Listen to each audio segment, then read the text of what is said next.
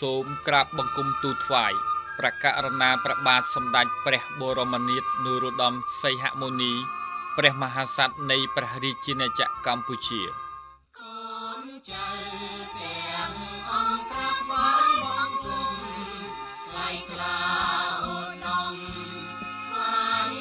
បបិទ្ធព្រះករុណាជាអង្គម្ចាស់ជីវិតលើត្បូងជាទីគោរពសក្ការៈដ៏ខ្ពង់ខ្ពស់បំផុតទូលព្រះបង្គំនិងក្រុមគ្រួសារមានសេចក្តីសប្បុរសរីករាយសូមព្រះបរមរាជានុញ្ញាតដ៏ខ្ពង់ខ្ពស់ក្រាបថ្វាយនៅប្រសពសាធុការពរជ័យមហាប្រសើរក្នុងឱកាសដ៏មហានក្ខត្តរិទ្ធនៃព្រះរាជពិធីគម្រប់ខួប21ព្រះវស្សានៃការគ្រងព្រះបរមសារីរាជសម្បត្តិសូមព្រះអង្គទ្រង់ប្រកបដោយព្រះរាជសុខភាពល្អបរិបូរណ៍ព្រះរាជកាយពលមាំមួនព្រះបញ្ញាមានភ្លឺថ្លាព្រះជន្មាយុយឺនយូរដើម្បីគង់ប្រថាប់លើព្រះបរមសារីរាជសម្បត្តិ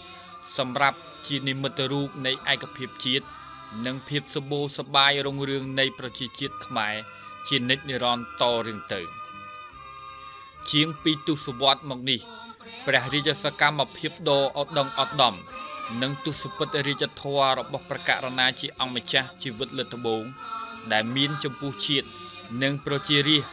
បានក្លាយជាមូលដ្ឋានគ្រឹះដ៏រឹងមាំនៃសុខសន្តិភាពស្ថិរភាពនិងឯកភាពជាតិខ្មែរទាំងមូលលទ្ធផលដ៏អស្ចារ្យនេះបានបង្កើតជំនឿរបស់ប្រជារាស្ត្រខ្មែរឲ្យកាន់តែរឹងមាំលើព្រះរាជបល្ល័ង្កនិងតម្លៃនៃរបបរាជានិយមដែលជាស្ថាបត្យកម្មមិនអាចខ្វះបានសម្រាប់កម្ពុជាជាថ្មីម្ដងទៀតទូលព្រះបង្គំនិងក្រុមគ្រួសារសូមព្រះបរមរាជានុញ្ញាតលើកហាត់ប្រណម្យបួងសួងដល់គុណបុណ្យបារមីព្រះរតនត្រ័យទេវតាថែរក្សាព្រះមហាស្វេតឆ័ត្រព្រមទាំងដួងព្រះវិញ្ញាណក្ខន្ធអតីតព្រះមហាក្សត្រព្រះមហាក្សត្រិយានីខ្មែរគ្រប់ព្រះអង្គជាពិសេសដួងព្រះវិញ្ញាណក្ខន្ធព្រះករុណាព្រះមហាវីរក្សត្រព្រះបរមរតនកោដ្ឋសូមតាមជួយបីបាច់ថែរក្សាអភិបាលប្រោះព្រំព្រះសពសាធុការពរជ័យមហាបបរថ្វាយព្រះករុណាជាអង្គម្ចាស់ជីវិតលើត្បូងជាទីគោរពសក្ការៈដ៏ខ្ពង់ខ្ពស់បំផុត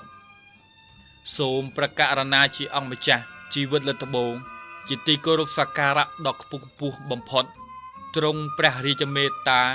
ទទួលនៅភក្តីភាពនិងកតញ្ញូតាធម៌ដ៏ជ្រាលជ្រៅបំផុតអំពីទូព្រះបង្គំ